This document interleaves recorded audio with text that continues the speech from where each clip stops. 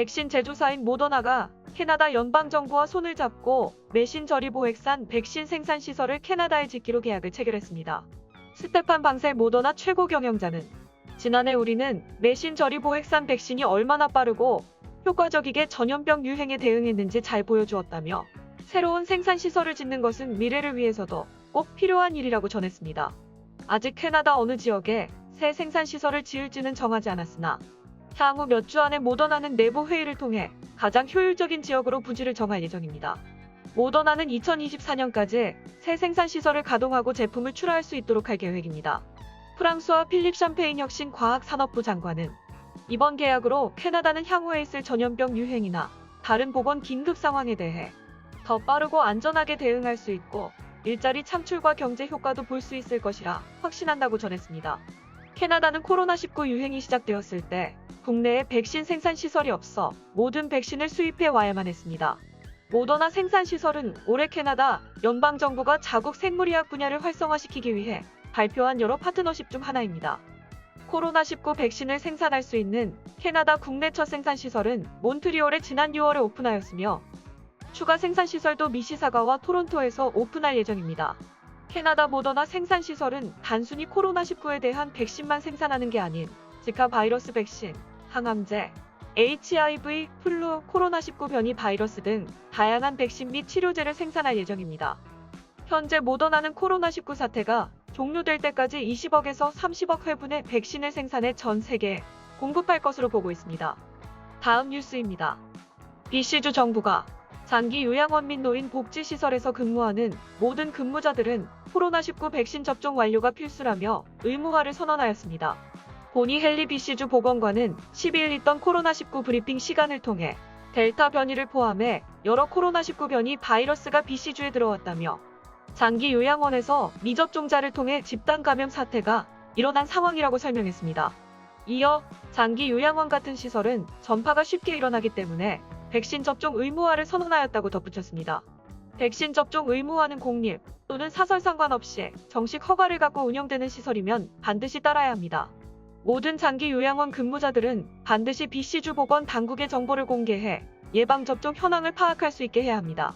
모든 근무자들은 2021년 10월 12일까지 백신 접종을 완료해야 하며 백신 접종을 완료하지 않은 동안에는 개인 보호 장구를 장비해야 하고 정기적으로 코로나19 검사를 받아야 합니다. 또 자원봉사자나 개인, 보험이 역시 백신 접종을 완료하지 않았다면 더 이상 접근이 불가능합니다. 한편 BC주는 12일 기준 1일 신규 확진자가 513명이 나오며 이틀 연속 500명 넘게 확진자가 발생하였습니다. 다음 뉴스입니다. 온타리오주 최고 의사들은 확진자 수가 최근 증가함에 따라 올가을 온타리오의 코로나19 4차 유행이 어떻게 나타날지에 대해 본격적으로 논의하기 시작했습니다. 온타리오의 최고 의료 책임자인 키어런 무어 박사는 8월 10일 기자회견에서 올가을 확진자가 급증할 가능성이 매우 높으며 이미 서서히 증가하기 시작했음을 확인했습니다.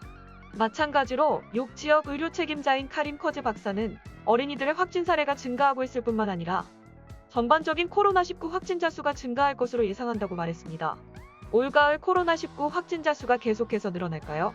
커즈 박사와 무어 박사는 모두 이번 가을도 코로나19의 확진자 수는 계속해서 상승선을 이어갈 것이라고 예상했으며 증가의 원인으로서는 주민들의 실내에서 보내는 시간 증가, 여행 규제 완화, 인플루엔자나 호흡기 질환에 의한 면역 시스템의 약체화, 기후 등을 생각할 수 있다고 정리했습니다. 커즈 박사는 이에 대해 곧 있을 여행 제한 완화와 호흡기 감염의 증가와 더불어 가을이나 겨울에 사람들이 실내에 모이게 되면 환기가 더 어렵게 될 것이라며 또 다른 하나는 다른 많은 나라에서 급증하는 추세를 보아왔으며 우리 또한 이러한 급증을 피할 수 없을 것이라고 전했습니다. 누가 영향을 받게 될까요? 무어 박사는 백신 예방 접종을 받지 않은 60세 미만의 젊은 사람들이 4차 유행의 직격탄을 맞을 것으로 예상하고 있으며 커즈 박사도 이에 동의했습니다. 무어 박사는 이에 대해 매일같이 그들에게 나서서 백신 접종을 받을 것을 요청하고 있다며 만약 우리가 높은 면역률을 확보할 수 있다면 병원에 입원해야 하는 심각한 상황들은 모두 예방할 수 있기 때문이라고 말했습니다. 커즈 박사는 독립기업인 스카신의 예측 데이터에 따라 특히 59세 미만의 젊은 층이 더 큰 위험에 노출될 가능성이 높다고 예측했습니다. 커즈 박사는 우려되는 점은 이 곡선을 넘지 못하면 4차 유행은 급격히 다가올 것이라며 우리는 일부 사람들이 이미 묘사하고 있는 4차 유행의 시작점에 있는 것은 분명하다고 설명했습니다. 4차 유행을 어떻게 예방할 수 있을까요? 두 의사 모두 백신이 다른 예방 요인들과 함께 4차 유행을 완화하는 데 큰 역할을 할 것이라는 데 동의했습니다. 모어 박사는 확진자가 더욱 급증하기 전 지금이야말로 백신 접종을 해야 할 때라며 본격적인 급증이 언제가 될지 말하긴 어렵지만 9월과 10월에는 천천히 그리고 꾸준히 상승할 것으로 예상되며 온타리오에서 우리 모두가 마스크를 계속 고수한다면 바이러스의 활동을 다시 억제할 수 있을 것으로 생각한다라고 조언했습니다. 또한 마스크를 쓰는 것과 백신을 맞는 것, 독감 예방접종을 맞는 것을 함께 병행하면 우리의 의료 시스템이 회복될 수 있을 것이라고 강조했습니다.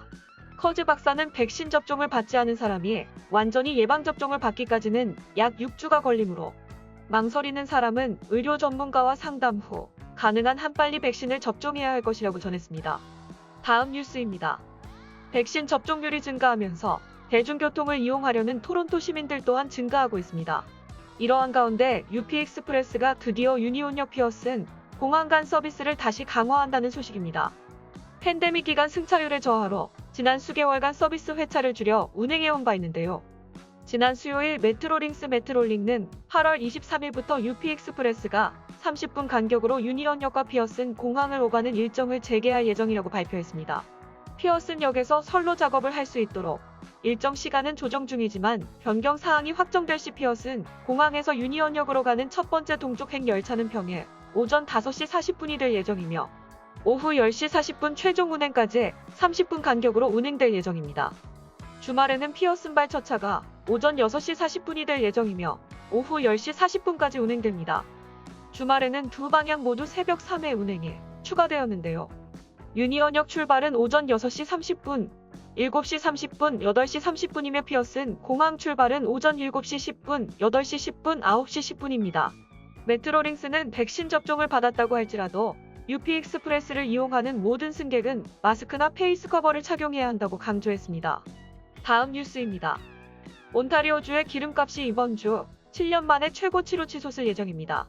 캐나다 경제에너지국의 가스 분석가이자 사장인 댄 맥티그는 이번 주 토요일에 기름값이 현재보다 1센트 더 올라 리터당 140.9센트가 될 것이라고 전망했습니다. 이러한 기름값의 급상승은 토론토, 윈저, 나이아가라, 키치너, 구엘프, 베리 등 주로 인구가 많은 지역에 영향을 미칠 것으로 전망됩니다.